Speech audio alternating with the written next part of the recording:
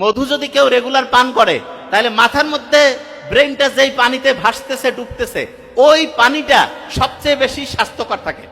তাহলে ব্রেইনের পানির জন্য সবচেয়ে স্বাস্থ্যকর 1 নাম্বার খাবার কোনটা? মধু। আর একটা খাবারের কথা প্রথম বলে দিয়েছি, ঘুম। আরেকটা কি বলছিলাম? ঘুম। আচ্ছা শুনেন, প্রত্যেকটা স্টুডেন্টের ব্রেইনটা সবচাইতে বেশি পাওয়ারফুল হবে, সবচেয়ে পাওয়ারফুল। যে ভাই এটা কিভাবে করব, বুদ্ধিটা আমরা কিন্তু দিয়ে দিচ্ছি। প্রথম কাজ যেটা করতে হবে প্রত্যেক স্টুডেন্টকে, ঠিকভাবে বেশি পরিমাণ ঘুমাইতে হবে, বেশি পরিমাণ ঘুম। আচ্ছা, পরীক্ষা আসলে পরীক্ষার আগে ঘুম বেশি বেড়ে যায় কার কার? হাত উঁচু করেন তো। Very fine. আচ্ছা শুনেন, আমি বলি এটা লিখে রাখেন, পরীক্ষার আগে বেশি ঘুমানো উচিত না কম ঘুমানো উচিত? আপনারা জানেন এটা? কোথায় শুনলেন? ও, পরীক্ষার আগে বেশি ঘুমাইতে হবে কেন সেটা বলি আগে, শুনেন।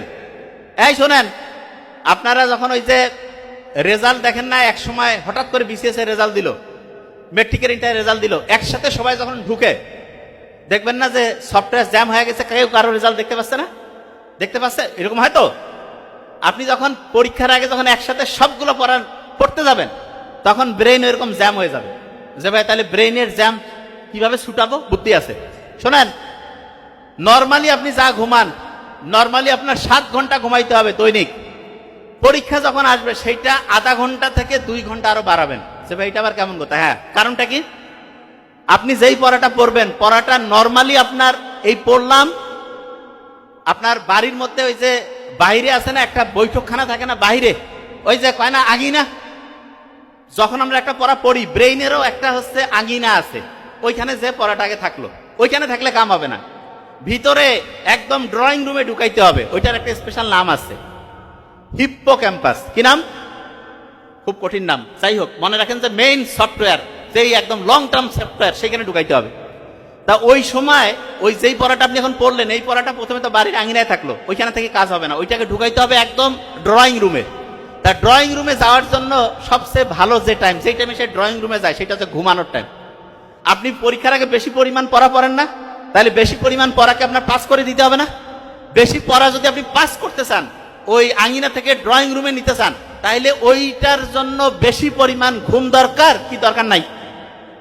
বেশি পরিমাণ ঘুমাইতে হবে। বেশি পরিমাণ ঘুমাবেন, ব্রেইনের পড়াটা শর্ট টার্ম থেকে একদম লং টার্ম একদম ড্রয়িং রুমে সেট হয়ে যাবে। এই যে যখন আপনি পড়া শুরু করেন, এটা কি জানেন কঠিন পড়া?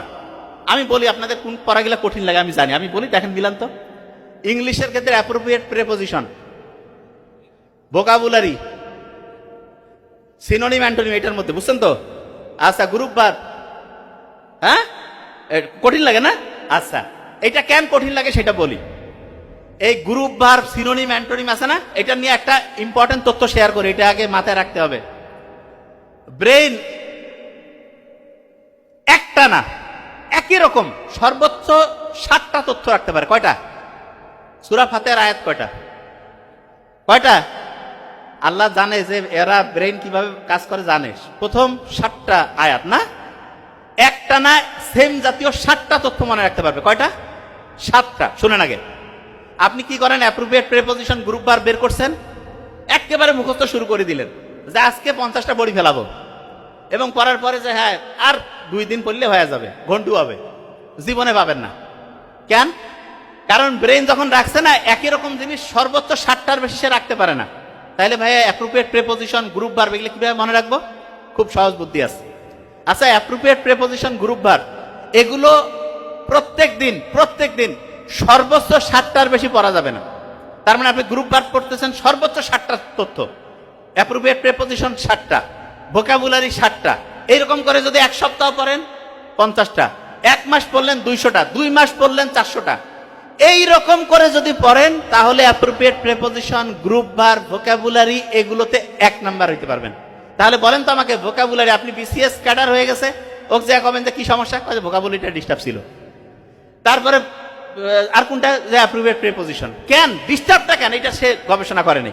এইটার মূল কারণ হচ্ছে কি জানেন? মূল কারণ হচ্ছে একবারে সে পড়তে গেছে, অথচ ব্রেন বলেই দিয়েছে ওই তথ্যগুলো একবারে 7টার বেশি সে রাখতে পারবে না। তাহলে আমাকে বলেন তো, এখন থেকে যারা বিসিএস এ অসাধারণ রেজাল্ট করতে চান, অ্যাপ্রোপ্রিয়েট প্রিপোজিশন একদিনে সর্বোচ্চ কয়টা?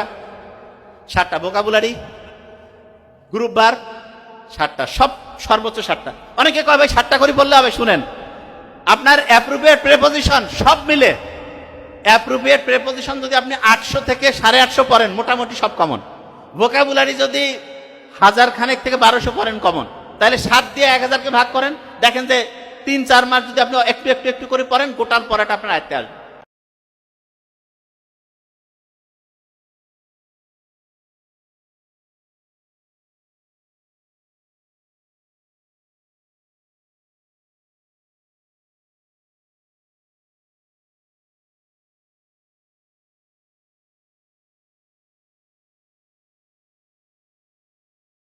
নাহার, রেজওয়ানা নাহার রোজ, আপনি জানতে চান আলতা ব্যবহার করা যাবে কিনা।